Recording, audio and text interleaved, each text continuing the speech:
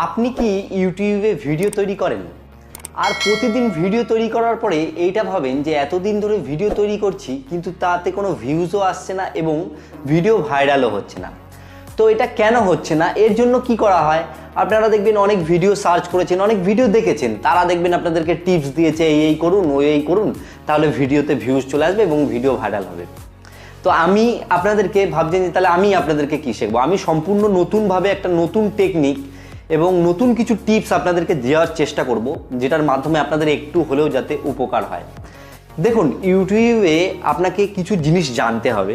Main কথা আমি যেটা মনে করি সেটা হচ্ছে আগে পুরো ব্যাপারটাকে আপনাকে বুঝতে হবে, এই ভিউজগুলো কিভাবে আসে এবং এই ভিউজগুলোর মেন কারণটা কি, এগুলোকে আপনাকে প্রথমত জানতে হবে। তো আমার জানা মতে প্রথম যে জিনিসটা প্রভাব পড়ে ইউটিউবের ভিডিওর উপর সেটা হচ্ছে ওয়াচ টাইম। শুরুতে আমরা কি করি, ভিডিও তৈরি করার পরে আমরা বিভিন্ন জনকে শেয়ার করা হয় ফেসবুকে, হোয়াটসঅ্যাপে, দেখ আমি ভিডিও বানিয়েছি, দেখ, বন্ধু বান্ধবদেরকে বলা হয়, ঠিক আছে।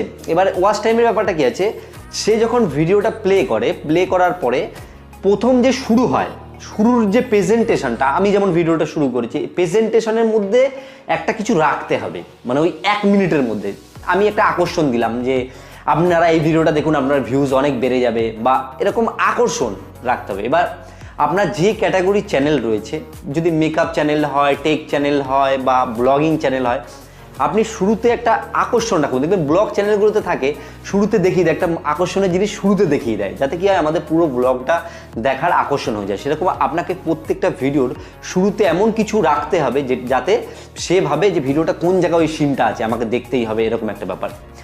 যখন সে মানে পুরো ভিডিওটা দেখবে তখন ভিডিওটার মধ্যে একটা ওয়াচ টাইম আসবে। আর ইউটিউবের যে অ্যালগোরিথম রয়েছে সেটা কি সিস্টেমে রয়েছে, যে ভিডিওতে ওয়াচ টাইম বেশি আসে এবং যথেষ্ট পরিমাণে লাইক কমেন্ট থাকে সেই ভিডিওটা কিন্তু ওরা সাজেস্টে দেয়। তো এখানে আপনাকে ওয়াচ টাইমের দিকে খেয়াল রাখতে হবে, ভালোভাবে ভিডিও করলে কিন্তু আপনার ওয়াচ টাইমটা আসবে। তো এখানে তো ওয়াচ টাইমের ব্যাপারটা চলেই গেল। এবার দ্বিতীয় প্রশ্ন আছে টাইটেল আর ট্যাগ নিয়ে। দেখুন, একটা ভিডিও তৈরি করার পর আপনি কিন্তু টাইটেল দেন যে এই বিষয়ে ভিডিও এই, তো আপনাকে টাইটেলের দিকে যেমন লক্ষ্য রাখতে হবে, ওই ভিডিওতে দেখবেন ট্যাগ দেওয়া যায়। ট্যাগ বলতে কি, যে আপনি ভিডিও যেই রিলেটেড বানালেন সেই রিলেটেড ছোট ছোট ট্যাগ আপনি কিন্তু দিতে পারবেন। দেখবেন নিচের দিকে ট্যাগস বলে অপশান আসে। তো সেখানে একটা ভুল অনেকেই করে ফেলেন, সেটা হচ্ছে অনেক হিন্দি চ্যানেলের ভিডিওর যে ট্যাগগুলো আছে সেগুলো ব্যবহার করেন, বা সেই চ্যানেলের যে টাইটেল আছে সেগুলোকে ব্যবহার করেন। এতে কি হয় দেখুন, আপনার যে ভিডিওটা আছে সেটা যদি কখনো সাজেস্ট হয়, একটা হিন্দি চ্যানেলের ভিডিওর নিচে আপনার ভিডিওটা সাজেস্ট হবে, সেই ক্ষেত্রে যারা হিন্দি বোঝে সেই ভিডিওটা দেখার পরে আপনার ওই ভিডিওটা থোড়ি না দেখবে না, সে তো ভুল করে আপনার ভিডিওটা দেখবে না।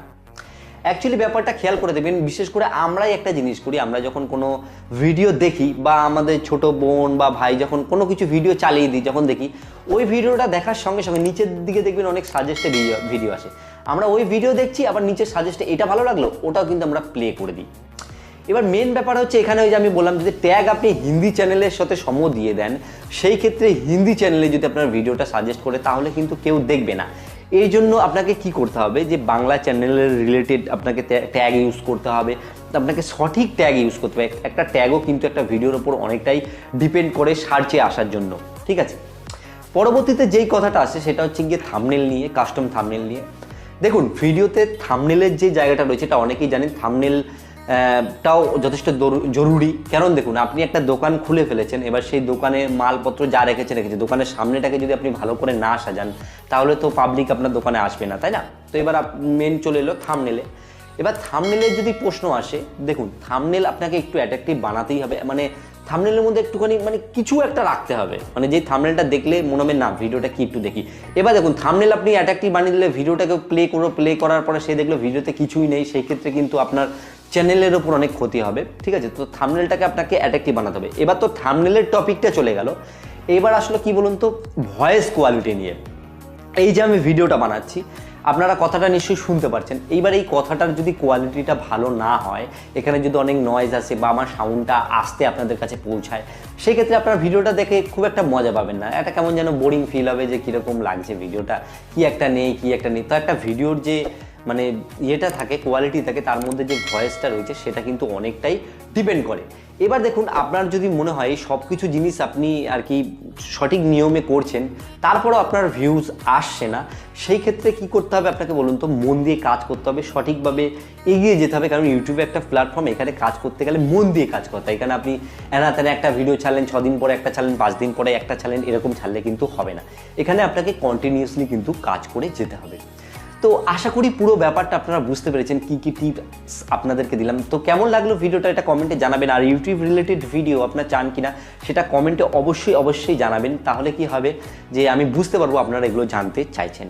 আর ভিডিওটা ভালো লাগলে একটা লাইক করবেন, লাইক করলে আরও এরকম ভিডিও আপনারা পাবেন, এবং বন্ধুদের সাথে শেয়ার করবেন যারা ইউটিউব আর কি করে, তাদেরকে অবশ্যই শেয়ার করুন। এবং চ্যানেলে নতুন এসে থাকলে চ্যানেলটিকে অবশ্যই সাবস্ক্রাইব করে রাখুন। তো যাই হোক বন্ধুরা, সুস্থ থাকুন, ভালো থাকুন, টিপস